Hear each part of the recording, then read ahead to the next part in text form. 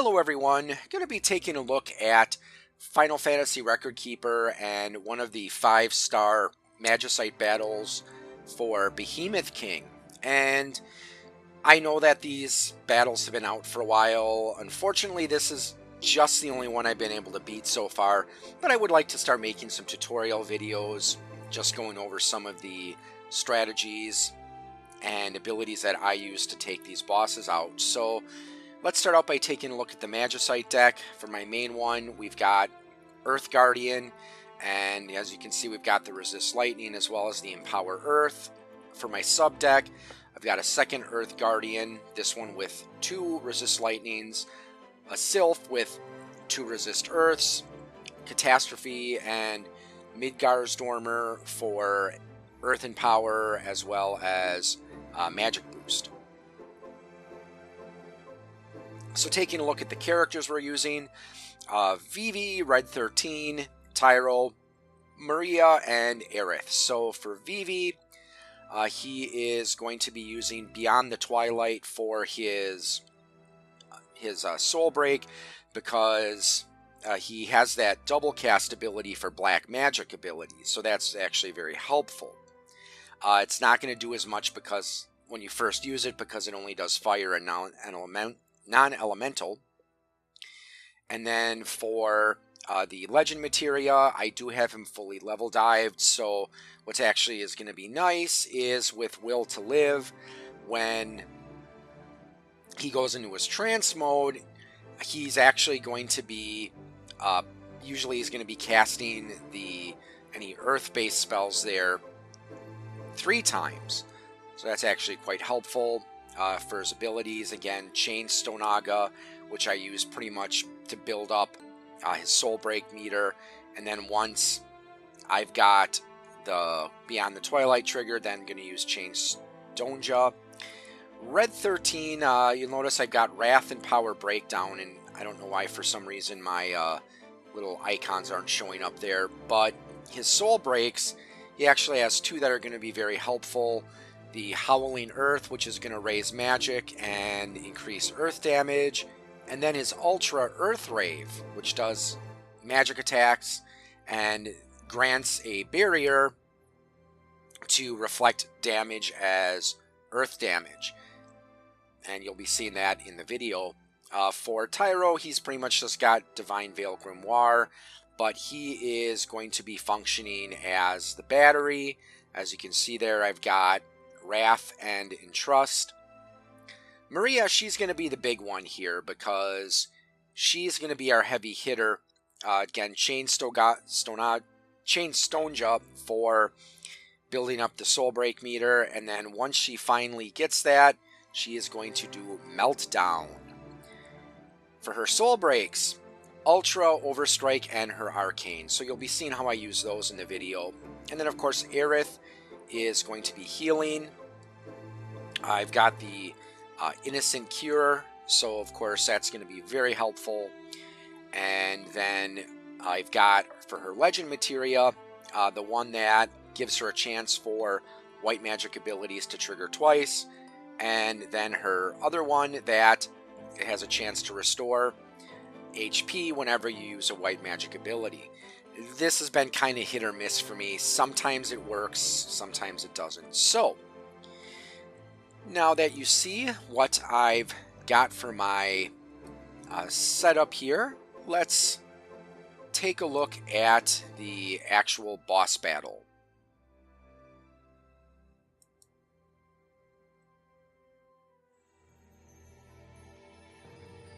Okay, so I used the Fabula Raider as my roaming warrior, and my best time has been about 52 seconds. I've done a little playing around with my setup and my strategy. Unfortunately, I haven't been able to replicate that time. Most of the time I'm a little over a minute, but I'm just so totally amazed by people who can pull this off in less than 30 seconds. So start out with Tyro using his Divine Veil Grimoire. So that's nice, of course, because it gives you the bonus. Of course, going to wait for a moment there before we use the Innocent Cure. Make sure that Behemoth King does his attack. Okay, then the next thing we're going to have Vivi use the Raider, and that's why I have the power breakdown equipped, so that way you can reduce the damage from his bravery that he does upon himself. So now we're ready to start inflicting some damage. And this is where Red 13, again, once he actually builds up his soul break meter, he actually really helps carry the team, at least with the damage. So again, we're going to activate the chain just a moment here. So it was nice when you get that double cure off of Aerith, but like I said, for some reason I haven't had much luck with the second effect triggering, where you use a white magic ability and then it does the cures a little bit for everyone. Okay, so now that we've got Howling Earth activated, get up there, Red, and release your Mighty Howl. Now our magic is increased a bit more. And I've seen different people use the different Magicites. I use Earth Guardian just because I like having that little extra lightning protection. So Maria is going to be triggering her Earth Ultra in just a moment, which is actually really nice because, again, that also has a double cast and empowers with Earth. So this first phase here, I experiment a little bit, where sometimes I do my first Entrust to Aerith just to make sure she's got a little bit of a gauge there for the Innocent Cure. But for this particular playthrough, I think I did the mostly focused on Maria. And I have to say, as far as animation goes, oh, she has some really cool animations for her Arcane, her Ultra, and her Overstrike. So as you can see with Vivi doing Beyond the Twilight, doesn't do much as far as actual damage goes, but it's really, you're just doing it to get the magic boost as well as the double cast effect.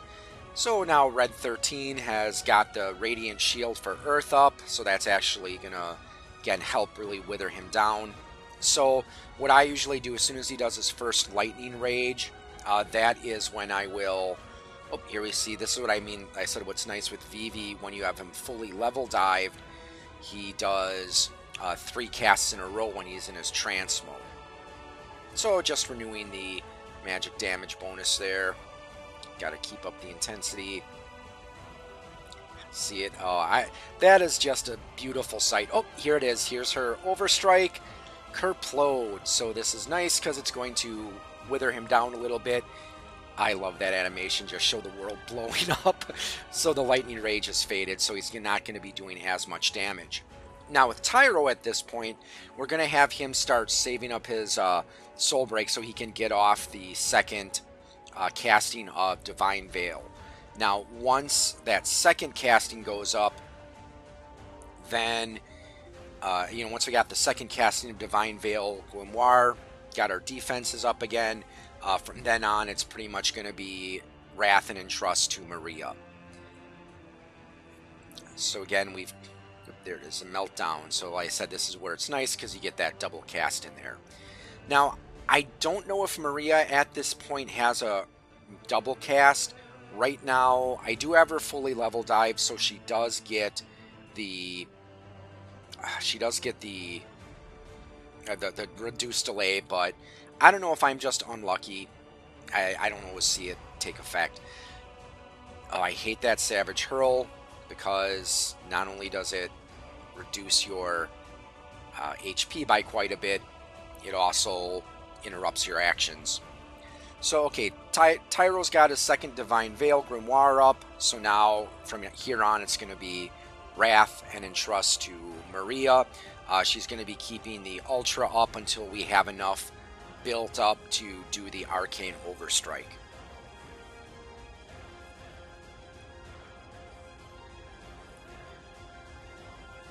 So again, renew the Earth Chain. I know people on the Record Keeper forum have shown that it is possible to beat some of these 5 stars without a chain. I haven't done it so far. I did try it without a chain, and I just couldn't do it. Maybe I just don't have enough. I haven't kept up with enough with power creep. So, okay, she's going to unleash her Ultra. In just a moment here. So again, that'll keep her magic up. That'll keep the Earth Empowerment as well as the double cast.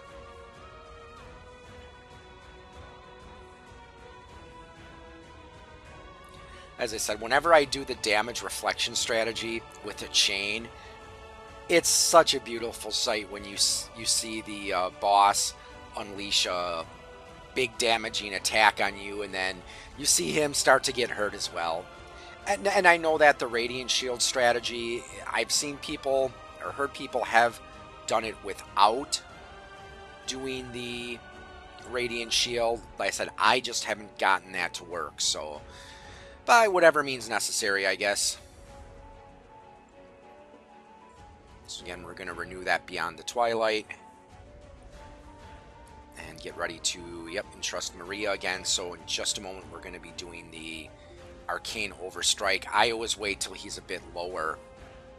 Now, the strategy that I use here, it has gotten a bit more consistent.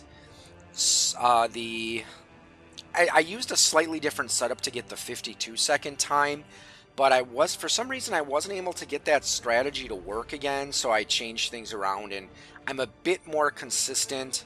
There it is. Now we got enough for the Arcane. Well, almost. Just got to wait for Tyro to do his entrust there.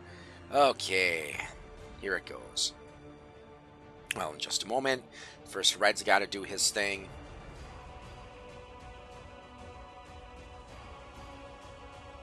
Here it comes.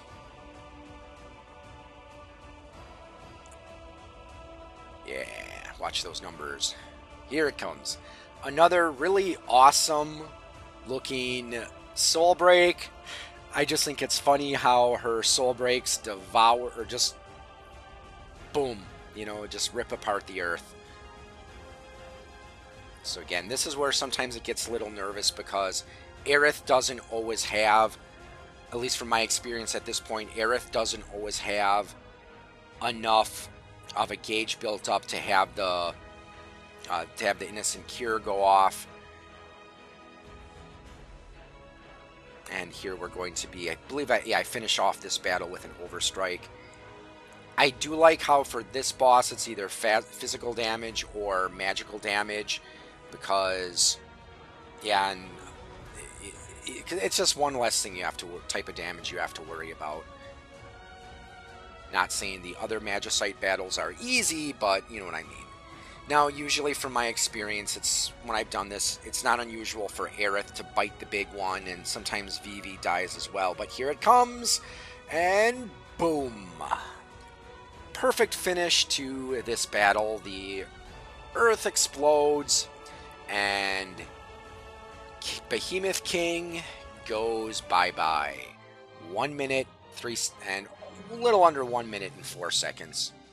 So like I said, not the fastest time, but it did it, got the job done, so this allowed me to finally start farming the 5-star Magicite. So, well, I hope you enjoyed that look at the Behemoth King battle, and if you're struggling with that battle, I certainly don't blame you. I can totally understand, but I hope that maybe watching my strategy, I do hope that helped you out with, or I hope it does help you out with your own strategy. So I hope to make some more of these videos, and I'd like to thank you all for listening. And don't forget to click that like button, click that subscribe button. Also, you can listen to my podcast, Geekery in General, at poigamestudio.podbean.com. Also, I have a couple other podcasts I do up there as well. So, thanks for watching, everyone, and we'll catch you later.